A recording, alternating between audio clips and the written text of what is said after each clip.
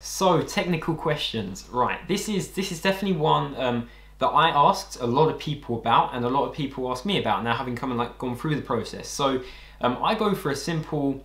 I think there are two avenues you can take here. One of the avenues is you go all in and you learn the nitty-gritty about, especially for investment banking, you're going to learn the nitty-gritty about DCFs, all the different modeling techniques, actually how to run a model. Or you go for the very efficient approach that's probably going to get you through 90% of interviews, but I'll talk about where it might not get you through, which I recommend you start with. Okay, so the kind of the nitty-gritty, very deep approach is to use the Pearl and Rosenbaum book. It's probably the most comprehensive book on the matter, on the subject. It goes through very detailed case studies, very detailed models, involved in the merger analysis and acquisition analysis, and various different valuation techniques and exceptions and details and changes in calculations, and really takes you from scratch to a very high level.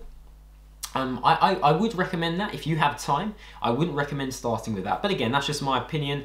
I'm just sharing the strategy that worked for me. I'm a very, very big fan of the kind of efficiency. I also think the 80-20 principle does kind of apply here. That 20% of the work you're going to put in is going to lead to 80% of the results. And there are so many other components as we go through in these 3 stages that you need to first get under control. I think it would be quite a shame to put all your effort into technicals and not to jump over the initial hurdles. So that's why I recommend starting with the quicker method, which is using the 400 questions guide from Breaking into Wall Street. Now, I'm not partnering with anyone here. This is the method I use. I found the 400 questions guide really powerful in terms of just leveraging active recall. And if you've read Make It Stick, you know that active recall is really one of the mothers of all learning, in terms of not just learning things or reading through things and thinking, yeah, I get that, but actually putting yourself on the spot, learning the answer and recalling that answer to that question. That's going to be a game changer in terms of your learning, in terms of the amount of time it's going to take you to learn this material.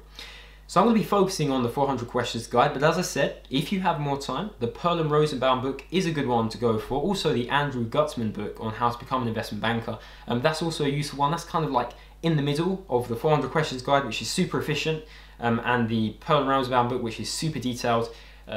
I would also say that the 400 questions guide, in terms of how you access it, there are free versions available online. If you just search into Google 400 questions guide Breaking into Wall Street, the Breaking into Wall Street group, they have produced updated versions.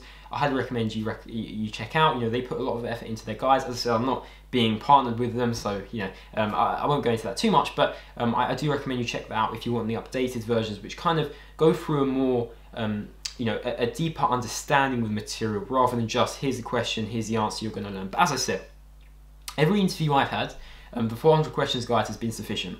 In fact, there was one technical interview that I did kind of mess up a little bit, and as I said, I'm going to be transparent here. It was a Perella Weinberg Partners interview, second round, and it was a question about how you calculate. I look back at it now, I think, oh, hindsight, it's very simple. But obviously, when you're trying to cram these questions, I'm not going to give excuses, but it can sometimes kind of look simpler looking back. But I hope you don't make the same mistakes. The question was something like, how do you calculate the beta of a private company? And it's the fact that you use comparable companies, you delever, you unlever that beta, and then you lever it back up. You unlever the betas of those comparable companies, you find the median, you lever it back up for that private company. And that was something that actually was in the 400 questions guide. I just hadn't learned it properly. So this is where, rather than trying to get through a 700-page book on technicals, it's better to really go deep and know your stuff on all of those components in that 400 questions guide. So how do you approach this? Because it's 400 questions. I think actually, if you go online, you'll probably find the free version is about 200 questions. That covers the main technical components. The other components are introductory banking questions, why banking, kind of some strengths-based, competency-based questions, and also includes things like actually what is involved in buy-side research and sell-side research, and some more peripheral understanding questions, which can come up, less common, I'd say, personally speaking. Well, the way you do this with the technical components, like with everything throughout this course, is you break it down into components. If you're overwhelmed, break it down. If you think that you're not going to be consistent, break it down, keep it consistent. That is how you're going to approach this, you're going to tackle this, you're going to master the different components here. And this is no exception. In fact, it is probably most paramount here that you break technicals down into different categories and components. So the different categories, you don't need to do a lot of work here. You literally turn to the contents page and the author does this for you. You have the accounting section, you have the enterprise and equity value section, you have the valuation section, you have the discounted cash flow section, you have the merger model section. Merger models, a lot of the questions don't tend to come up, but there are some really important questions in there, like why do two companies even decide to merge? I got that question in one of my first interviews, hadn't done the technical guide, this was in May in my first year, and I really kind of still getting to grips with the process.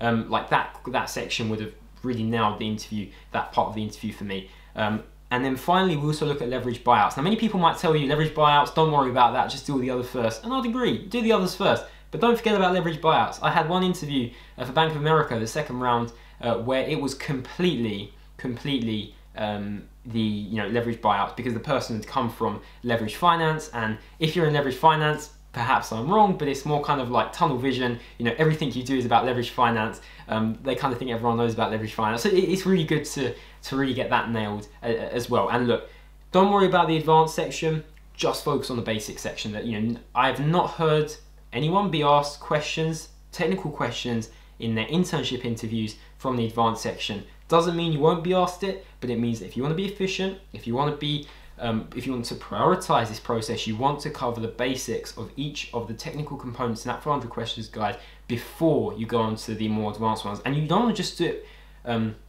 vaguely or skim the surface. You want to go deep and you want to know your things, because in the interview, it's not just, it's like, kind of learning the piano just for practice and learning the piano for a concert. You want to be able to answer that under pressure. You want to not get flustered, under pressure. Like kind of working back from retained earnings, like understanding how the three financial statements work together when you're thrown a curveball. And that really takes strong practice, repetition, active recall, consistent practice. And this is where in one of the LinkedIn posts, in the blog on the interngameplan.com website, you'll be able to see the recommendation that you should form interview study groups. And this is where it becomes really key. Technical questions are really useful to be practiced within an interview study group, because you can test each other, you can throw each other on different categories you might have missed out, you can catch each other out. It's a really effective way to manage it. As I said, active recall is really important. Another tactic, I remember doing this for leverage buyouts, for the LBO section. I think it was like, maybe I didn't have too much time before the interview when I was learning it. A quick way of kind of digesting this information is trying to go through each question and each answer that's given in that 400 questions guide, because it's in a question answer format, which is why it's just so attuned to that active recall process, that active recall kind of mechanism. You kind of draw diagrams and you kind of do little annotations, nothing wordy, but kind of just trying to graphically visualize the answer. And that should really catalyze your learning and really make it stick much more effectively.